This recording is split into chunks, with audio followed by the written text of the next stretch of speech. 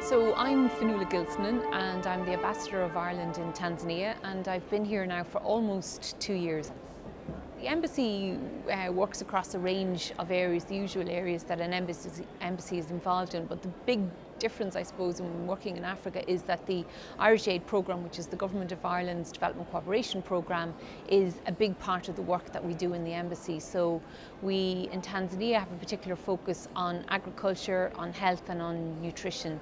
They're the three areas where we work very closely with government, and we work very closely with a number of NGOs, trying to improve farming practices of farmers and trying to work on food security issues, working with women and women with young children, particularly on nutrition, and generally looking at health systems and trying to improve and strengthen health systems so that people, ordinary people at the village level, can actually access basic services and prevent diseases and malnutrition. For the embassy, it's always quite important to develop a strong relationship between Ireland and Tanzania, and one of the ways to do that is to look for partners that we can match up really nicely with things that are going on here in Tanzania. And we have some very nice examples of that between universities in Ireland and universities in Tanzania. But the Young Scientist, I suppose, is quite a uniquely, well, we feel it's quite a uniquely Irish event, and it has a very strong resonance in Ireland, and it's quite famous. And the idea then that you would export something like that, which is so creative and gives such a lot of confidence to young people, to somewhere like Tanzania was really, really attractive. So just at that level of building partnerships between Irish people and Tanzanian people, it was an extremely attractive proposal, and we felt that putting money into that would be a really good thing to do. And then the second aspect of it is that, you know, Tanzania has one of the fastest growing young populations in the world, and traditionally Tanzania has been a rural society, and people were born into farming and would have expected to continue to farm. But of course that's just not the case anymore. The demands of modern society means that, you know, people need to be educated, they need to be educated at a very high level, and science is a fundamental aspect of that. So in trying to see a way in which we could maybe catalyse more improvements in the whole area of science teaching and learning about science, we felt that this was quite an imaginative way to bring people out of a little bit the straitjacket of the classroom, and also the straitjacket of not having the kind of facilities that you need to teach science, and looking at other ways that you could do that. So I suppose there are two of the very big reasons why we decided that this was something that was really useful to get involved with and really useful to support. The other thing to say is that the idea of every year some young scientists from Tanzania having the opportunity to travel to Ireland and having the opportunity to see Young Scientist Ireland 50 years on will help people. It helps people to build a vision about what's possible, and it also provides an opportunity to really expand your view of the world and to build confidence, because that's something that I think is a real challenge for young people in Tanzania, because there's a constant feeling of, you know, we're not getting to the level that we want to get to. So going to Ireland, having those opportunities, connecting in with other people that have a real interest in science and have a real interest in young people, to me that's a very nice aspect of Young Scientists Tanzania. The fact that they get to display their project in the RDS, and people come and see them on the stand, and they have the opportunity to see what young Irish people are working on as well. That's a really valuable thing, I think. Yeah. The opportunity that it provides for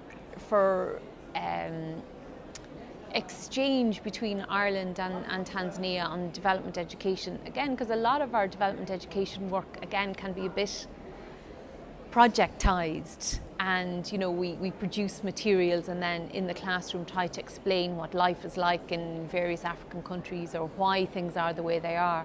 And in a sense, this gives a different look it gives a different possibility for development education, because what you have is you have kids in secondary school in Ireland dealing with all the traumas of being an adolescent in Ireland and all the fun of it as well.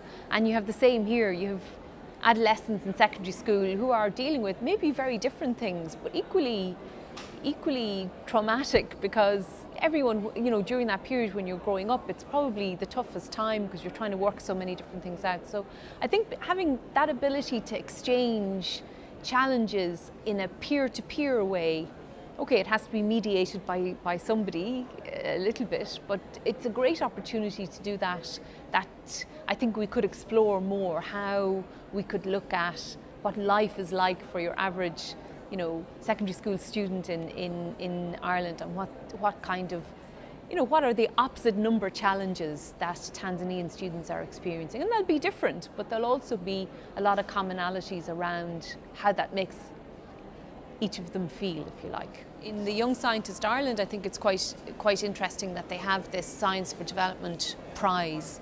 And in fact, in a way, a lot of the projects that I'm going to go out now and have a look around the exhibition, a lot of those projects are actually typical Science for Development projects, because the kids here are of course trying to apply science to their own immediate problems, and so there's a lot as well to learn between what comes in for that Science for Development prize in Ireland, and the kind of projects then that kids come up with here to deal with. They don't call them development problems, they just call them problems.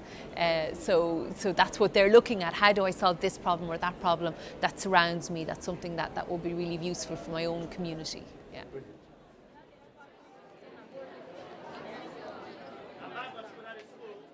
Yeah, it is, because as from my knowledge, science deals with solving problems. Yeah, so as young scientists, we can solve many problems that in our country.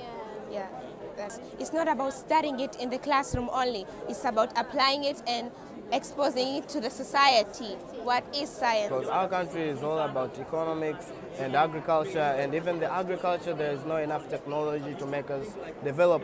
Because I learned in geography that in Netherlands they produce milk and provide to the whole world, but in our country there are a lot of grasses, there are a lot of water, there are a lot of cows, but we can still not provide to our people. So it seems there is a problem in science in production. That's why I think that we need a lot of scientists in our country. Yeah, we're now talking about science, then this means nature. You're talking about nature, so that we are using science in solving various problems into the society. Just like now, you see our project is about treating water, not only treating, but also providing clean and safe water, and also treating fluoride. That is science. So science makes us to solve the problem of fluorisis in the society of Marseille and the other areas. That's it. That's why we say that science is nature. So it's trying to look for those opportunities, rather than designing them from a blank sheet, but actually looking at where people themselves see opportunities and then trying to foster those as they emerge. And I think that would probably perhaps work better than sitting down and going, okay, I'm going to design a project, because sometimes that can kill very good ideas that might be out there and then in fact just need to be fostered.